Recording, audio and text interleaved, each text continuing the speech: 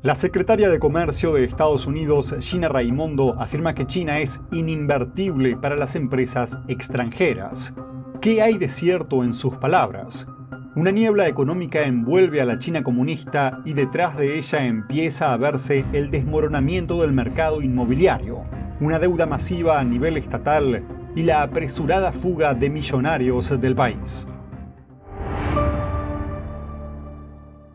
Bienvenidos a China en Foco. Mi nombre es Julián Bertone. 3 consultoras estadounidenses sufrieron un duro golpe en China este año. La última es la empresa de diligencia de vida Mintz. Beijing acaba de imponerle una multa de 1,5 millones de dólares en nombre de la seguridad nacional.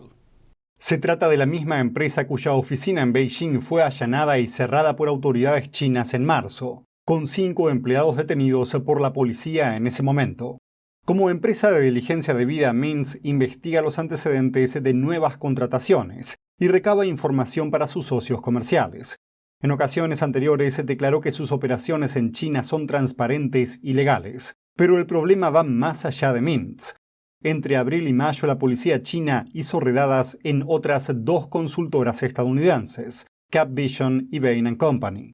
Ambas trabajan principalmente con otras empresas occidentales dentro de China. Pero ¿cuál es la preocupación del régimen chino si las operaciones de estas empresas se consideran normales en todo el mundo? La multa impuesta a Mintz apunta al control de la información que se recaba y se comparte dentro y fuera de China.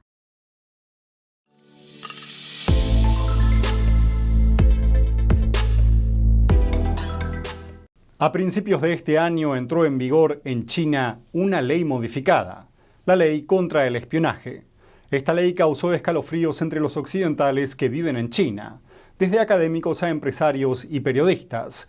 Lo que inquieta a mucha gente es que su actualización amplía el alcance de lo que China considera espionaje, pero no delimita dónde está la frontera entre el espionaje y la recopilación normal de información para negocios.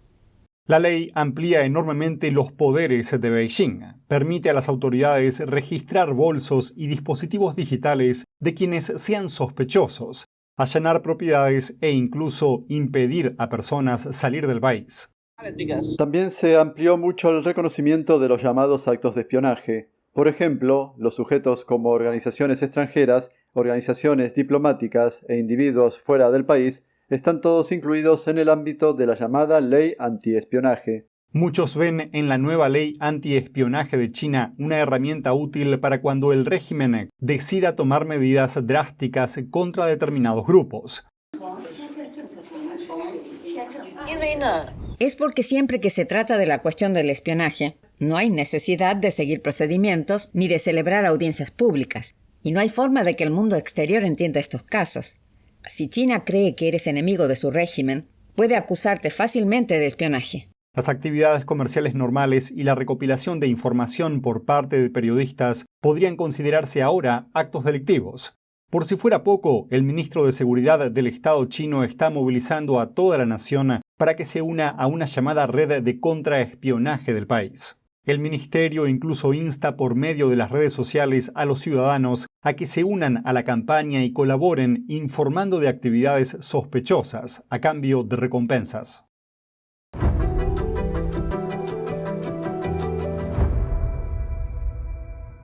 Y más empresas estadounidenses se podrían estar a punto de desaparecer en China. En Shanghai, un centro financiero de China, los reguladores se convocaron a finales de junio a 3 empresas, entre ellas Starbucks y Shake Shack. Las autoridades dijeron que la citación se debía a que las empresas recopilaban excesiva información personal. Con estos antecedentes, el Departamento de Estado de Estados Unidos lanzó una advertencia a los estadounidenses para que reconsideren los viajes a China, principalmente debido a riesgos de detenciones arbitrarias o de impedimentos para luego salir del país. Este mismo mes de mayo, China condenó a cadena perpetua a un ciudadano estadounidense de 78 años sin dar muchos detalles, solo que la acusación estaba relacionada con el espionaje.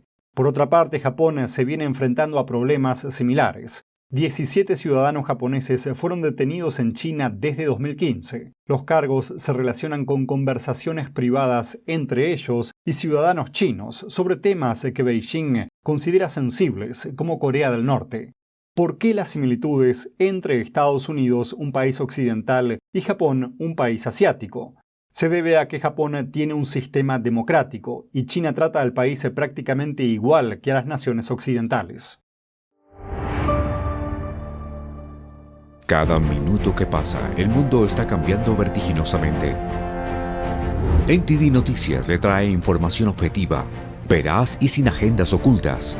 Infórmese de los acontecimientos que impactan a Estados Unidos, Latinoamérica y el mundo, con los mejores análisis de expertos e informes especiales. NTD Noticias, periodismo independiente con los temas más relevantes que muchos medios no se atreven a reportar. Síganos en Epoch TV y el canal NTD en español, en YouMaker. Hay un punto en el que muchos expertos concuerdan, y es que en última instancia el Partido Comunista Chino pretende dominar a Estados Unidos. Pero ¿es China realmente lo bastante fuerte para lograrlo? Para tener una pista, hagamos un repaso de los problemas económicos del país comunista. En primer lugar, centrémonos en el sector inmobiliario, que representa una cuarta parte del crecimiento del país y fue durante mucho tiempo un motor de crecimiento para la segunda mayor economía del mundo. Ahora los mayores promotores inmobiliarios de China están sumidos en una crisis sin precedentes. Country Garden tiene más de 3.000 proyectos en marcha en toda China y afirma ser el mayor operador inmobiliario del país. Pero la empresa está sumida en una crisis, debe más de 150.000 millones de dólares y este mes no pagó los intereses de 2 préstamos. Otro gigante inmobiliario chino, Evergrande, es la empresa del sector más endeudada del mundo, con una deuda de 340.000 millones de dólares, casi el 2% de todo el PBI del país. Evergrande perdió más del 99% de su valor de mercado en los últimos 3 años y tuvo que declararse en quiebra en Nueva York hace unas semanas. Pero ¿en qué medida está afectando el sector inmobiliario al conjunto de la economía china? So there's huge debts coming through on the property market in China, which amounts to massive portions of the economy, 25-30% of the economy, and huge amounts of Chinese personal wealth is tied up in the property sector. So it's a pretty big deal. La crisis creció tanto que está empezando a desbordarse. Desde que se reveló la deuda del sector a mediados de 2021, las empresas que representan el 40% de las ventas de viviendas chinas incurrieron en impagos, la mayoría de ellas promotoras inmobiliarias privadas. Pero además del sector inmobiliario, los problemas financieros de China se extienden a las administraciones locales, dependientes del Partido Comunista. Y esta es la peor parte.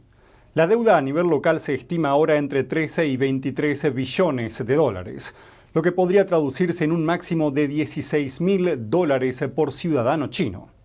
La estricta política de confinamientos del país durante la pandemia es en gran parte responsable de esta grave situación. Combinado con los costos de las pruebas masivas para detección del virus y otras medidas, todas las provincias chinas tuvieron que hacer frente a una factura de unos 50.000 millones de dólares el año pasado. Frente a todo esto, ¿podría ocurrir que las ciudades chinas se declaren en quiebra en breve, como ocurrió con Detroit en Estados Unidos hace 10 años?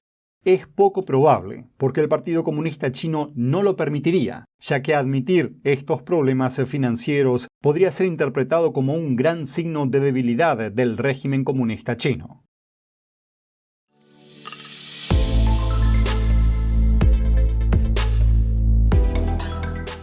Sin embargo, los inversores se están dando cuenta de que el clima empresarial en el país se tambalea. Muchos están huyendo de China llevándose su dinero a otra parte. La inversión extranjera directa en China es ahora solo una quinta parte de lo que era el año pasado. China recibió 20.000 millones de dólares de inversión directa en el primer trimestre, frente a los 100.000 millones del año pasado. Además, un informe predijo que el país experimentaría la mayor salida de millonarios del mundo en 2023. Se calcula que China perderá más de 13.000 millonarios. Los países preferidos que le siguen en la lista son India y el Reino Unido. En junio, un agente de inmigración con sede en Guangdong, que atiende principalmente a los ricos de China, contó lo que estaba viendo. Señaló que cada vez son más los clientes que abandonan el país. Según el informe antes mencionado, más de 10.000 personas adineradas abandonaron China el año pasado, llevándose consigo casi 50.000 millones de dólares. Pero, ¿por qué se van? El informe señala varias posibilidades, entre ellas la ralentización de la economía, las duras restricciones por COVID-19 de los últimos años y la campaña del líder chino Xi Jinping en favor de la prosperidad común. Una campaña que insta a los ricos de China a compartir su dinero a fin de reducir la desigualdad. Creo que informarse de verdad es más que solo conocer los hechos, es investigar, es buscar la verdad para ser libre. ¿Quieres saber más? ¿Quieres llegar a la fuente? Venga con nosotros al Descubierto, un programa donde no solo compartimos las noticias, sino que también vemos los hechos desde diferentes ángulos y de manera imparcial. Suscríbase gratuitamente a nuestro canal Al Descubierto y usted podrá tomar una decisión informada. Lo esperamos de lunes a viernes en YouTube y en Epoch TV, 19:30 hora del este. Por último, veamos una entrevista realizada por Pachi Valencia del programa Opinión Pública del Epoch Times al representante Díaz Balart, que recientemente publicó un proyecto de ley que busca hacer grandes recortes de la financiación del gobierno de Estados Unidos hacia el régimen chino, junto con otras medidas que se extienden a Latinoamérica.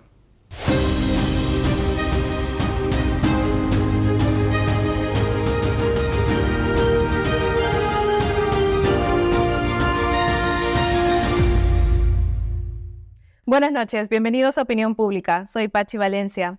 Los pedidos para desfinanciar al Partido Comunista Chino siguen aumentando. Desde el Comité de Asignaciones de la Cámara, el representante republicano Mario Díaz Balart, quien es el presidente del Subcomité de Estado, Operaciones Extranjeras y Programas Relacionados, ha presentado una propuesta para el presupuesto del año fiscal 2024. Este proyecto busca hacer grandes recortes a la financiación del gobierno de Estados Unidos hacia el régimen chino y otras instituciones internacionales, desde prohibir los fondos al laboratorio de Wuhan hasta aumentar el dinero para combatir el flujo de fentanilo y asegurar la frontera sur.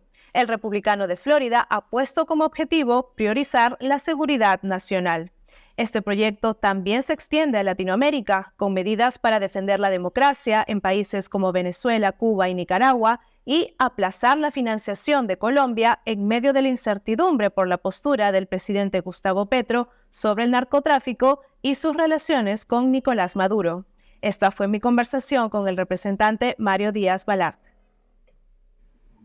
Representante Mario Díaz Balart, es un gusto tenerlo nuevamente aquí en Opinión Pública. Muchísimas gracias, un placer.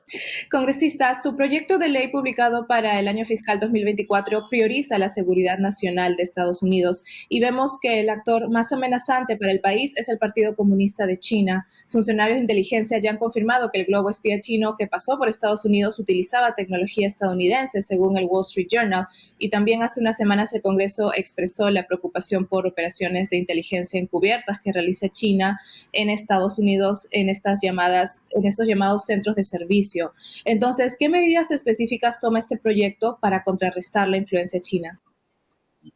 Muchas gracias por esta oportunidad de nuevo. Yo creo que China comunista es, como usted dijo, el reto más grande que tiene no solamente los Estados Unidos, pero todo el planeta y la humanidad. Y por lo tanto, esta legislación hace mucho más para contrarrestar a la influencia china que, por ejemplo, hicieron los demócratas gastándose mucho más dinero. O sea, gastamos mucho menos, pero hacemos mucho más con ese dinero, particularmente para ayudar a nuestros aliados y para contrarrestar a los enemigos, particularmente China. Ponemos, por ejemplo, un poco más de $1.000 millones adicionales a los que el presidente pidió para contrarrestar China. Tenemos $500 millones para ayudar a Taiwán con armamentos, financiamiento para armamentos. Tenemos lenguaje prohibiendo que instituciones internacionales utilicen los fondos del contribuyente norteamericano para repagar, por ejemplo, deudas con China comunista. Tenemos un sinnúmero enorme, un número grandísimo de no solamente fondos, pero de política para contrarrestar a China comunista, pero todo esto lo hacemos gastando muchísimo menos dinero en la propuesta de ley, porque eliminamos o reducimos malgasto, despilfarro, fondos e instituciones que realmente no solamente no ayudan a la seguridad nacional de los Estados Unidos, pero en muchos casos hasta le están haciendo daño a nuestra seguridad nacional. Por cuestiones de tiempo compartimos solo una introducción de la entrevista. Así que para que puedan verla por completo los invitamos a ingresar en la página oficial del programa Opinión Pública, haciendo clic en el enlace que dejamos en la descripción de este video o en el primer comentario fijado aquí abajo. No se la pierdan.